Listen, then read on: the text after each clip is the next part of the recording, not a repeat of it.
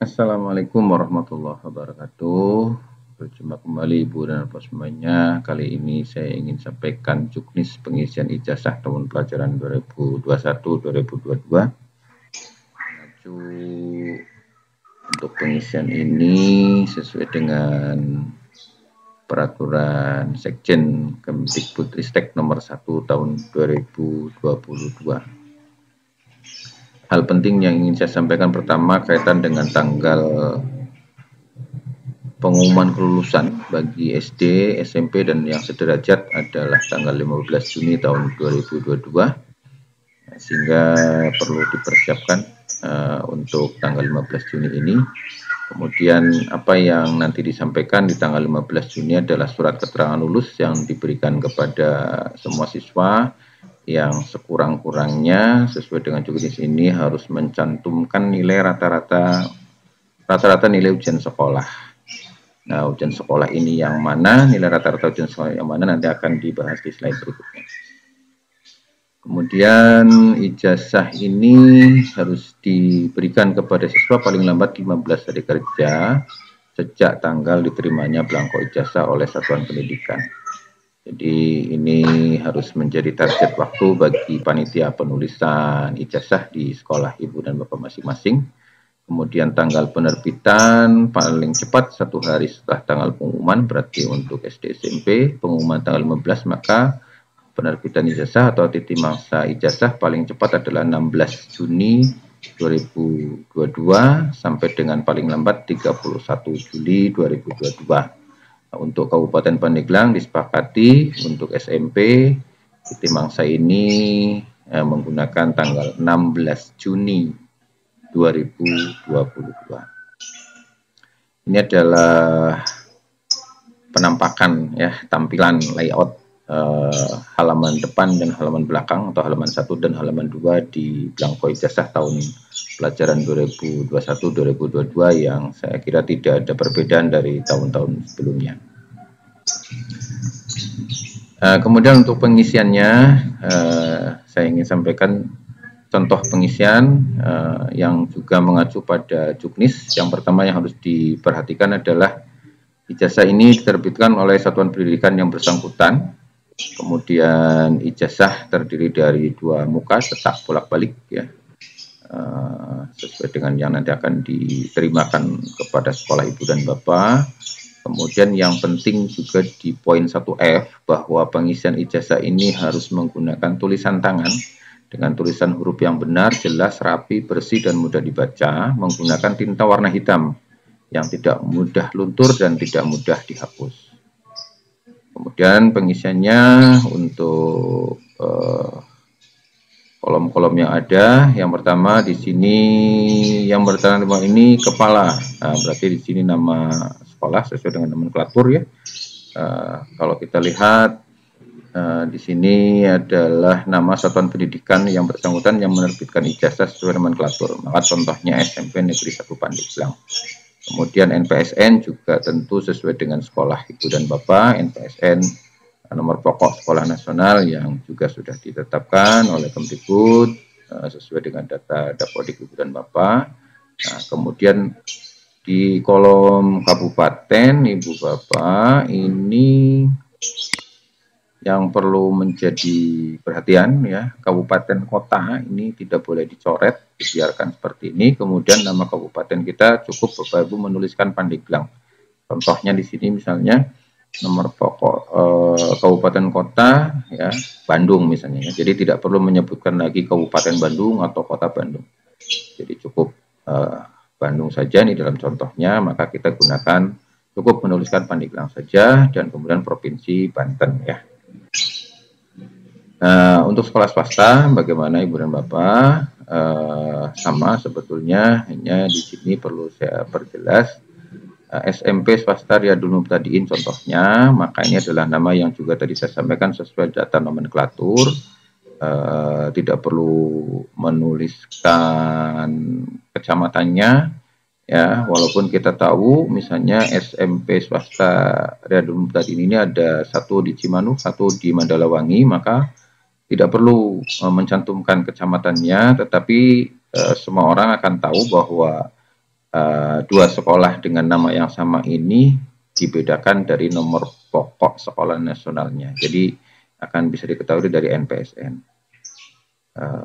Begitu. Nah, mungkin ada juga sekolah swasta yang lain yang memang di nomenklaturnya itu menyebutkan SMP swasta ya, Islam terpadu atau SMP SIT, misalnya SMP IT Irsadul Ibad misalnya, ya berarti nanti di ijazah menuliskannya lengkap ya, SMP swasta Islam terpadu Irsadul Ibad dan seterusnya. Kemudian nama siswa ya, nama siswa ini ditulis dalam huruf kapital seluruhnya ya. Jadi huruf kapital seluruhnya tentu sesuai dengan akta kelahiran, sesuai dengan ijazah di SD-nya ya. Kemudian berikutnya tempat tanggal lahir, ini juga diisi dengan tempat dan tanggal lahir sesuai dengan data-data resmi sebelumnya, data di ijazah SD-nya atau akta kelahirannya. Nama orang tua diisi juga sesuai dengan data di ijazah sebelumnya, walaupun memang sebetulnya nama orang tua atau wali ini bisa diisi nama ayah, ibu, atau wali siswa pemilik ijazah. Ditulis dengan huruf kapital di depan kata ya. Jadi hanya di bagian depan katanya saja.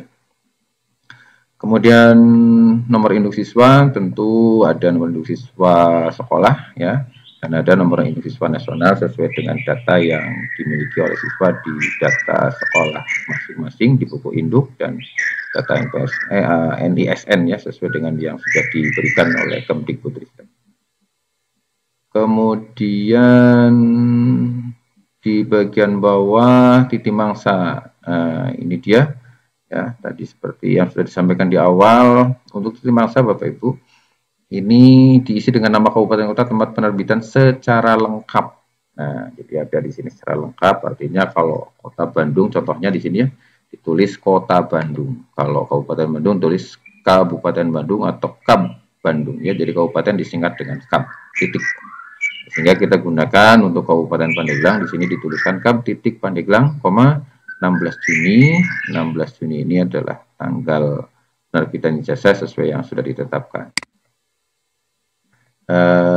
Dalam hal tanggal penerbitan ini memang dimungkinkan misalnya di tempat lain, di daerah lain misalnya menggunakan tanggal yang hanya 1 digit, maka contohnya 1 Juli, maka 1 Juli tidak perlu dituliskan dengan 01, jadi cukup menulis 1 Juli.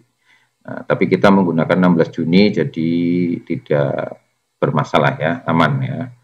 Nah, kemudian nama kepala sekolah tentu ditulis lengkap dengan gelar ya, dan kemudian nomor induk pegawainya atau NIK-nya dituliskan di situ bagi kepala sekolah PNS.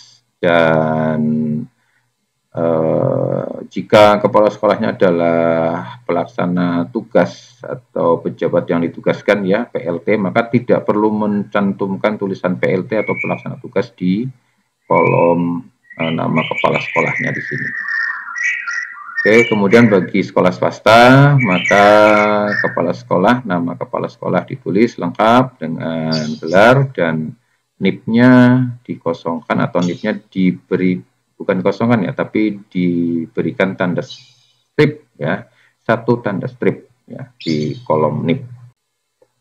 Untuk berikutnya halaman kedua atau halaman belakang ya Ibu dan Bapak, untuk data identitas siswa ini tentu sama dengan yang tadi sudah dituliskan di halaman depan, halaman 1.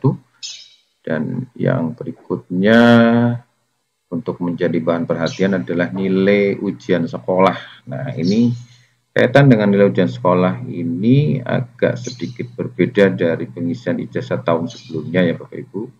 Kita coba lihat.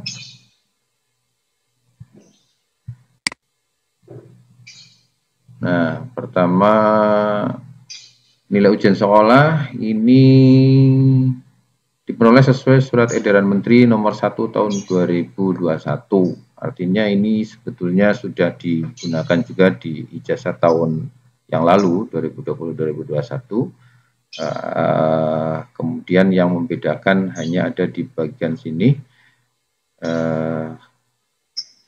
Nilai untuk setiap mata pelajaran dimaksud pada angka 6 ditulis dengan dalam skala 0 sampai 100 dengan pembulatan 2 angka di belakang koma. Jadi contohnya 85,33. Kalau nilainya 83 saja berarti 83,00. Jadi menggunakan 2 angka di belakang koma untuk nilai ujian sekolah dari masing-masing mata pelajaran. Termasuk nanti di nilai rata-rata ijazah ya di bagian bawah nanti. Nah, kemudian bagaimana dengan menyikapi pengolahan nilainya yang di sini sesuai dengan edaran Menteri nomor 1 tahun 2021. Nah, ini bisa saya jelaskan demikian. Di edaran Menteri nomor 1 tahun 2021, pertama bahwa poin 3 ya, ini peserta didik dinyatakan lulus itu setelah menyelesaikan program pembelajaran yang dibuktikan dengan raport tiap semester. Jadi siswa memiliki nilai raport dari semester 1 sampai dengan semester 6 ya untuk SMP kelas 7, 8 dan 9. Yang kedua, memperoleh nilai sikap atau perilaku minimal baik. Nah, jadi kalau nilai sikapnya itu hanya pada kategori cukup apalagi kurang, maka berarti tidak bisa dinyatakan lulus ya. Kemudian yang ketiga, yang C, mengikuti ujian yang diselenggarakan oleh satuan pendidikan. Dalam hal ujian yang diselenggarakan ini dijelaskan di poin 4, ini diperoleh dalam bentuk atau dilaksanakan dalam bentuk portofolio berupa evaluasi nilai raport, nilai sikap, nilai perilaku, nilai prestasi yang diperoleh sebelumnya. Kemudian bisa dari penugasan, bisa tes secara luring atau daring dalam bentuk ujian sekolah ya, atau juga bentuk kegiatan penilaian lain yang ditetapkan oleh satuan pendidikan. Maka dalam hal pengolahan nilai ujian sekolah sesuai dengan edaran Menteri nomor 1 ini, Kabupaten Pandeglang menerapkan kebijakan sama dengan tahun sebelumnya ya, bahwa nilai ujian sekolah untuk diisikan di ijazah itu berasal dari nilai rata-rata raport yang pertama ya, kemudian semester 1 sampai dengan 6 pada nilai pengetahuan dan keterampilan yaitu di kelas 7, 8, 9 dan nilai rata-rata ujian sekolah murni dari ujian sekolah tulis dan ujian praktek. Nah, rincian perhitungannya yang pertama untuk menghitung rata-rata nilai rapor atau NR, maka ini diperoleh dari nilai pengetahuan dan keterampilan. Intinya rata-rata nilai pengetahuan dari semester 1 sampai dengan semester 6 jumlahkan bagi 6. Nah, yang kedua nilai rata-rata keterampilannya itu dari nilai keterampilan semester 1 sampai 6 juga dibagi 6. Nah, maka nilai rata-rata rapornya adalah NP ya, nilai pengetahuan nih, rata-rata pengetahuan ditambah dengan NK, nilai rata-rata keterampilan dibagi 2. Ya, dapatlah ini NR ya, nilai rata-rata rapor. Yang kedua, menghitung nilai rata-rata ujian sekolah murni atau NUM ya. Kami singkat dengan NUM. Nah, ini tentu diperoleh dari nilai ujian sekolah tulis ditambah dengan nilai ujian sekolah praktek dibagi 2 dan ini berlaku bagi mata pelajaran yang ada ujian tulis dan prakteknya. Nah, sementara kalau hanya ujian tulis saja ya berarti NUM-nya adalah nilai ujian sekolah tulisnya. Atau mapel yang hanya menyelenggarakan ujian praktek saja maka NUM-nya itu adalah nilai ujian sekolah prakteknya saja. Kemudian untuk menghitung nilai akhir ujian sekolah maka ada beberapa pilihan ya bagi sekolah, misalnya saja dengan menghitung atau merata-rata nilai rata-rata rapor dan nilai ujian murni, sehingga nilai ujian sekolah itu sama dengan NR ditambah dengan nilai ujian murni dibagi 2, artinya ini rata-rata. Masing-masing nilai rapor dan nilai ujian murni itu punya bobot 50%. Sehingga pilihan lain Bapak Ibu sekolah juga bisa memberikan pembobotan yang berbeda.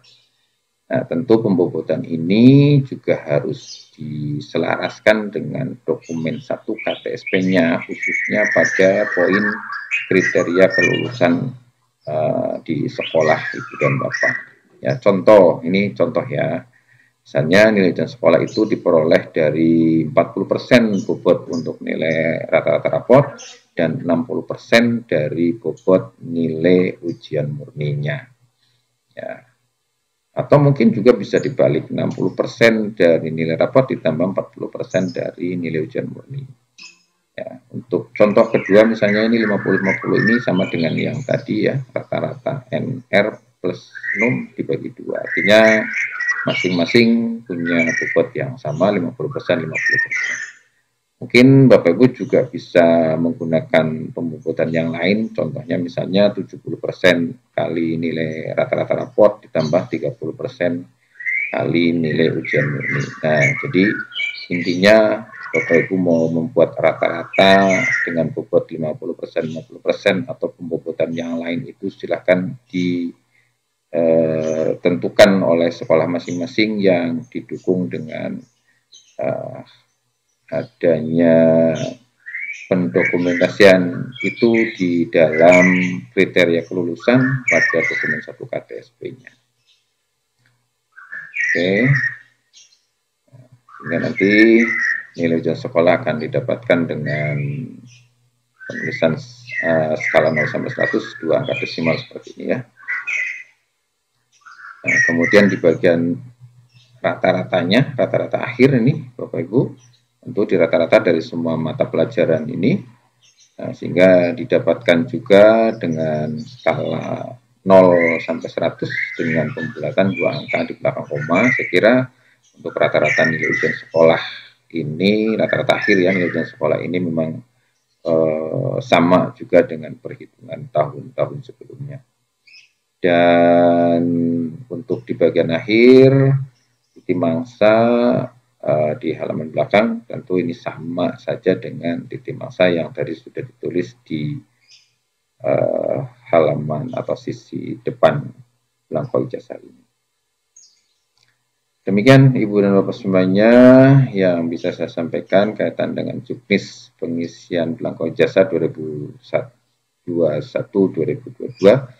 Mudah-mudahan bermanfaat, segera bisa disiapkan tentunya pengolahan nilainya, data-data siswanya, sehingga pada saatnya nanti setelah pengumuman lulusan tanggal 15 Juni 2022, tim penulis belangko ijazah di sekolah Ibu dan Bapak sudah siap untuk bekerja karena belangko ijazah juga sudah tersedia di Dinas Pendidikan, Kepemudaan dan Olahraga Kabupaten Pandeglang dan siap untuk didistribusikan kepada sekolah Ibu dan Bapak.